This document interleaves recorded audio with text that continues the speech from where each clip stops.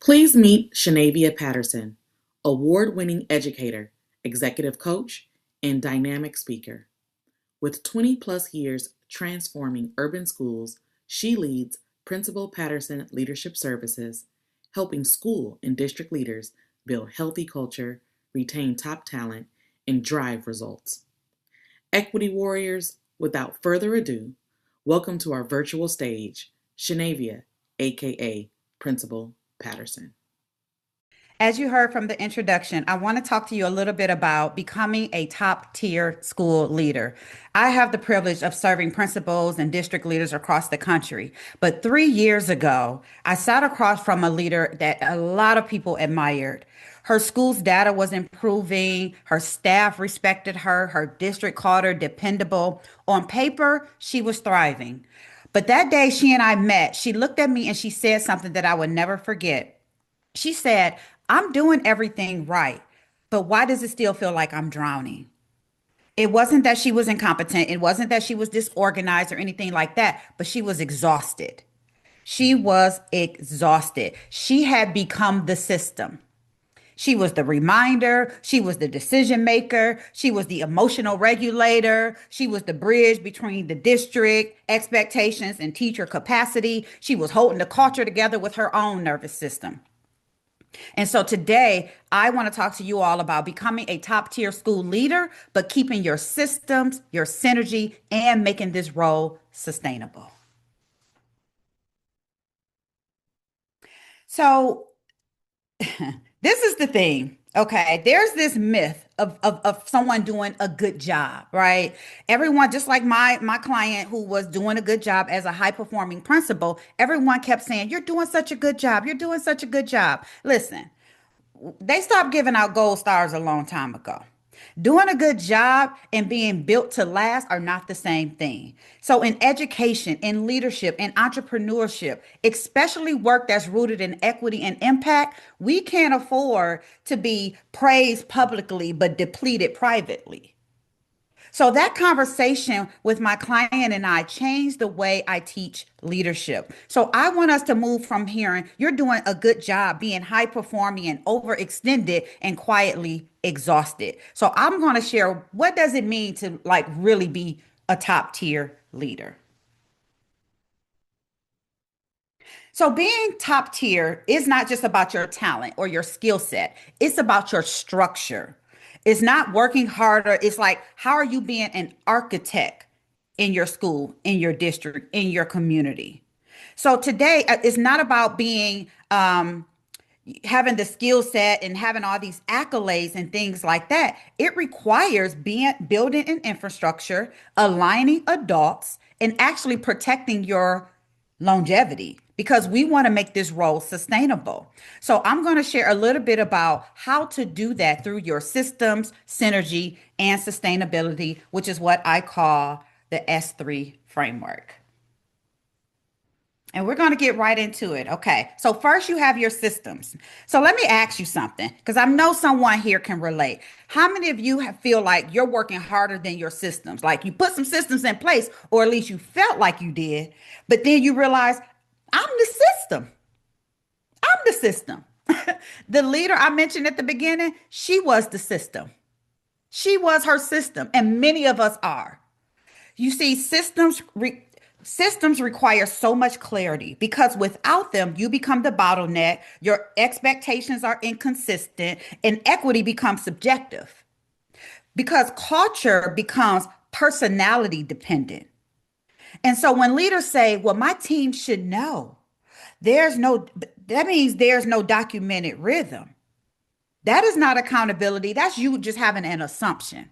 And we don't want that. As school and district entrepreneurs, organization leaders, top tier leadership does not rely on like your memory. It rely on structure. So here is the S3 framework that I want you all to embrace and embody by the end of today.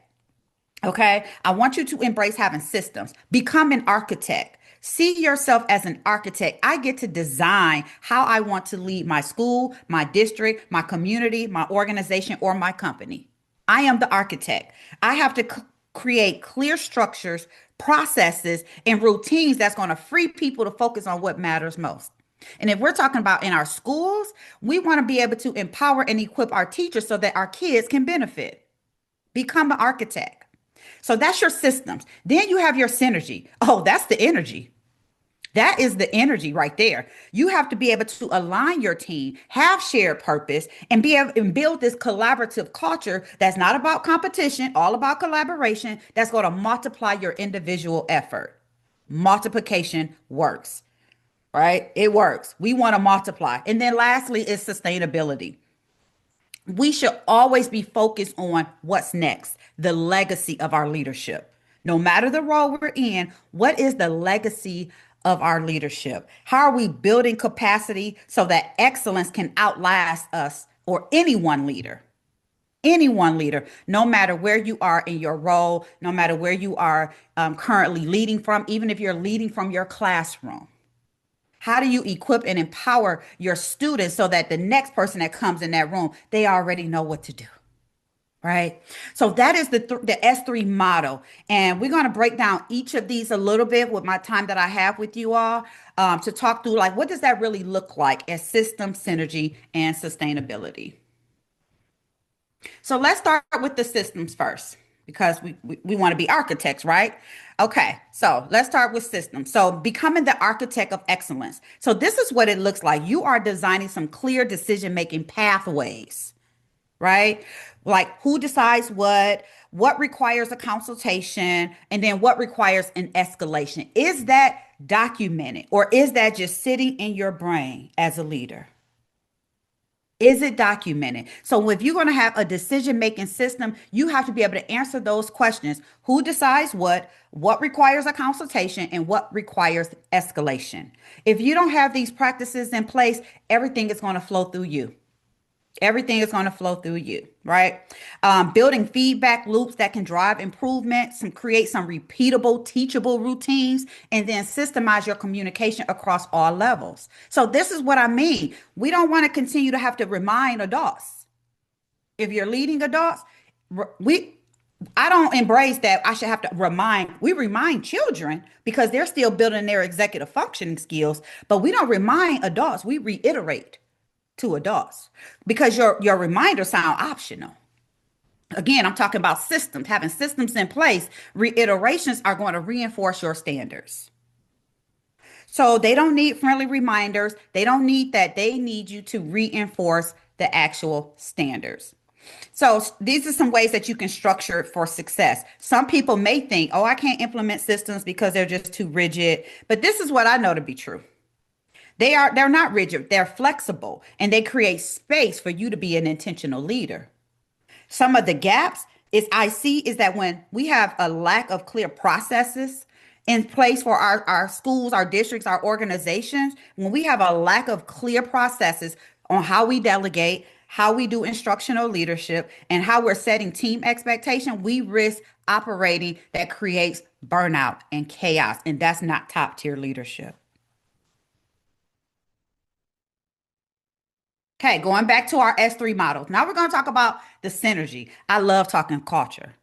And that's what I'm talking about when I say synergy. So when we say synergy, okay, once you've created some effective, strong systems, you might have a fractured culture. What are we going to do about that? Systems create clarity. However, your synergy is what's going to create some cohesion in your school, in your district, in your community, in your company.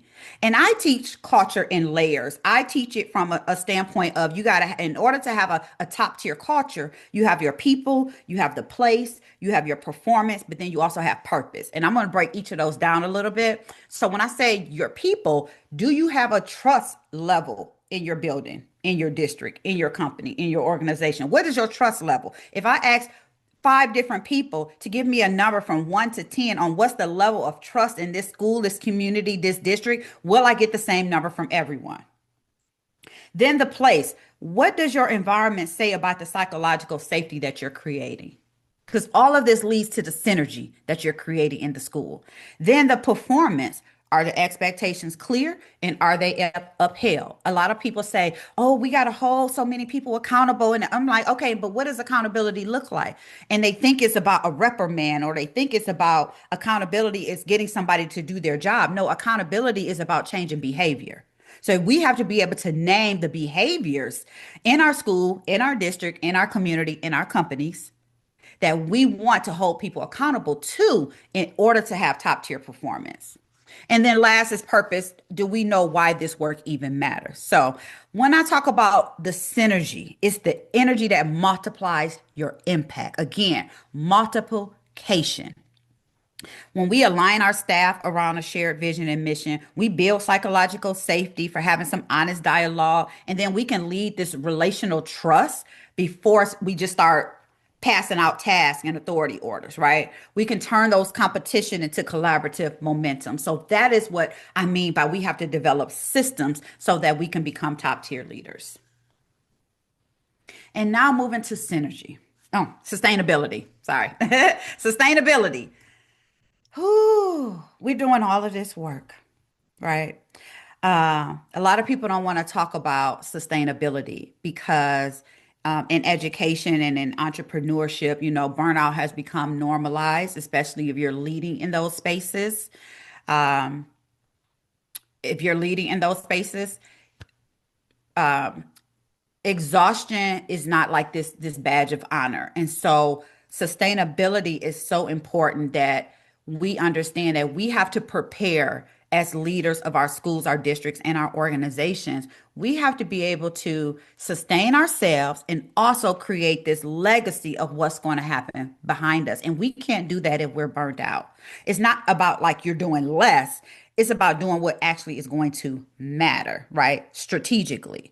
And so there are some couple anchors that I like to anchor leaders in when they're thinking about how do I make my role more sustainable, right? I want you to think about the anchor of your calendar discipline. Because if everything is urgent, then nothing is really strategic. Protecting like your thinking time, like that is so important to create sustainability as a leader. Protecting your thinking time, protecting your instructional leadership time, protecting your reflection time, or even like how are you creating the boundaries of intelligence? Let me say that. Let me say that again because you might not have never heard that one before. How do you protect your boundary of intelligence?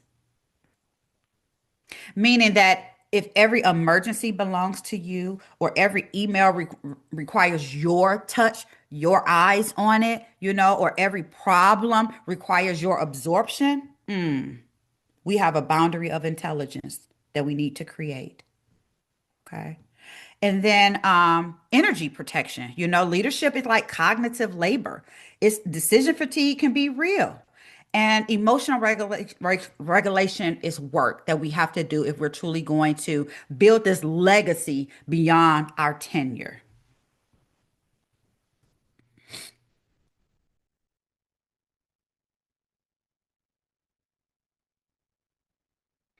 So this is where I want to share what a lot of top tier leaders do different. You know, they don't do more; they just do things a little bit differently. They think strategically, not reactively, right? They think strategically, not reactively. They build teams, not dependencies. They measure progress, not just compliance. Like I do not subscribe to being box checking leaders. Do we have to check boxes every now and then for compliance? Yeah, I get that. However, but how are we actually measuring the progress of what we're doing? That is what's more important to me. And then we lead from values and not from fear. One of the questions that come up a lot in making decisions as a leader is I ask a lot of my clients, like, what place are you making that decision from? Are you making that decision from your values or are you making that decision from the fear of what's going to happen? And that question is so powerful so that you truly understand where's my decision making really coming from? And so we have to believe that we have to also invest in people and not just programs. We have to invest in people. And when I say invest in people, I'm talking about equipping them. I'm talking about empowering them, right? Think through in that. Like we have to invest in people and not just program. So I want you to, now that I've shared a little bit about the systems, the synergy, and sustainability, I want you to think, what is a system that I need to strengthen? What is one system I need to strengthen? And you can put it in the chat for your own self accountability. What is one system I need to strengthen? I'm gonna give you some thinking time because I'm gonna practice what I preach. I said we have to protect your thinking time. What is one system I need? I'm waiting. I got a very strong wait time. What is one system you need to strengthen? Talk to me. What is one system?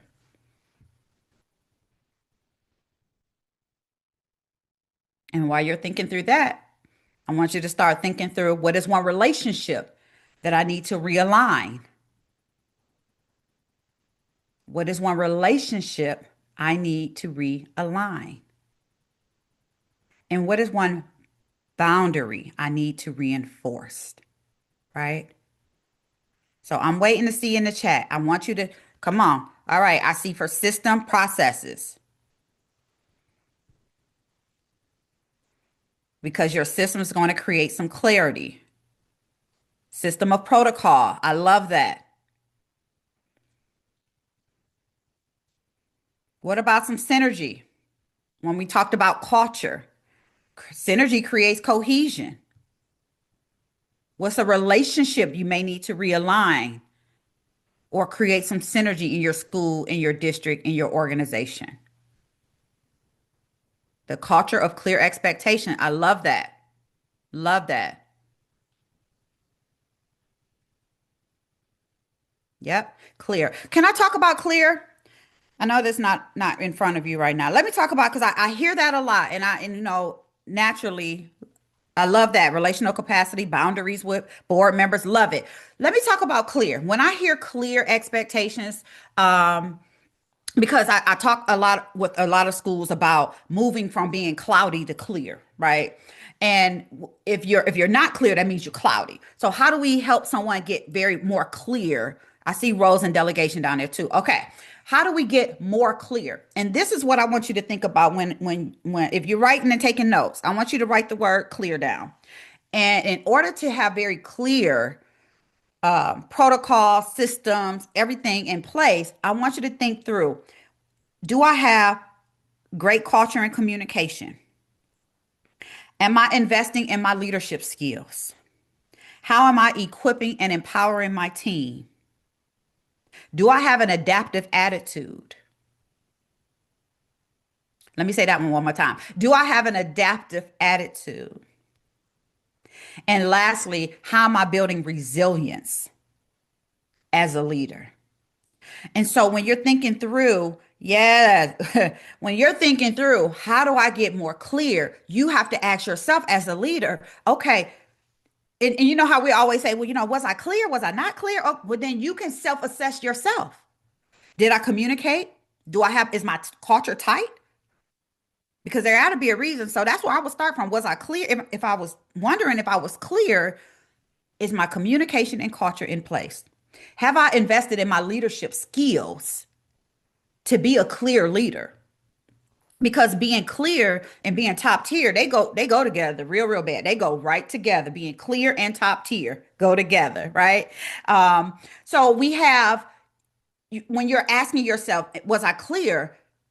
Is your culture and communication? Have I invested in my leadership skills? Did I equip and empower the team enough to meet these expectations? Did I empower and equip the team enough to meet the expectation? Do I have the adaptive attitude needed? Do I have the adaptive attitude that is needed for them to meet the expectation? And are we resilient enough?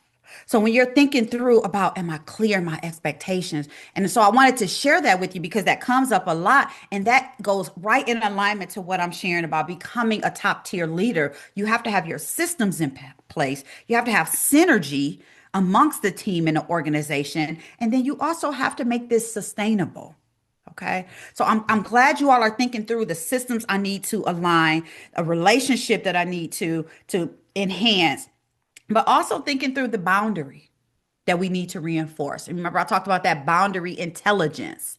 And so this is what, a quote that I share all the time, that everything that's happening in our schools, our districts, our organizations, is leadership created or is leadership allowed? And so again, I want you to think through, what am I creating or what am I allowing to happen that's getting in the way of us becoming a top tier school, a top tier classroom, a top tier district, a top tier company, a top tier organization? What am I creating or allowing to happen? And I want you to think about that. I want you to think about that because I have plenty of resources for you that could help with that.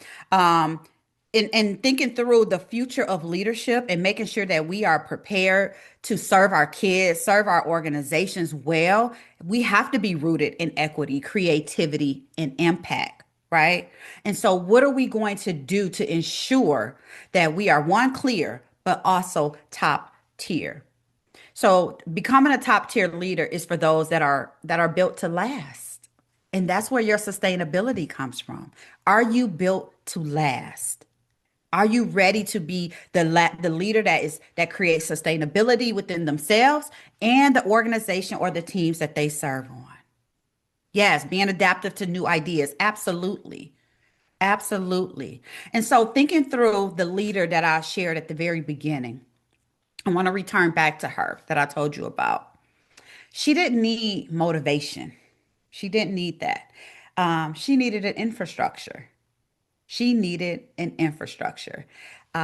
She didn't need to try harder. Lord knows in education, we all work hard.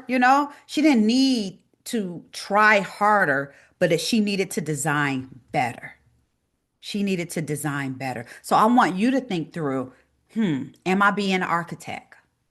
Am I designing where I to fill the needs of the gaps that I already see? She didn't need motivation. She needed infrastructure. She didn't need to work harder. She needed to design better because becoming a top tier leader is not about being the most talented person in the room. It's about building rooms that's going to function without your constant presence. And if we're not there yet, we still have work to do as leaders. We still have work to do, and that is okay. Your systems is going to create the clarity. Your synergy is going to create some cohesion, but sustainability, that's your legacy. And that's how you will create longevity. Okay. So you thought through your systems you needed to strengthen relationships you wanted to align, and the boundary you wanted to enforce. It is becoming top tier is not a promotion. It's a decision. It's a decision. You get to decide, do I really want to do what is required to become a top tier leader? You get to decide that. The future of leadership, especially the one that we're focused on here today, that's rooted in equity, creativity, and impact, it doesn't belong to the person that's the busiest. It belongs to the person that's the most productive, that have systems in place, they have synergy, and that they can make their role sustainable. I want you all to become top tier leaders, no matter where you're leading from. If you're leading from your classroom, if you're leading from, the school, you're a school leader, you're a district leader, you're leading an organization, you're leading a company. I want you to build it to last.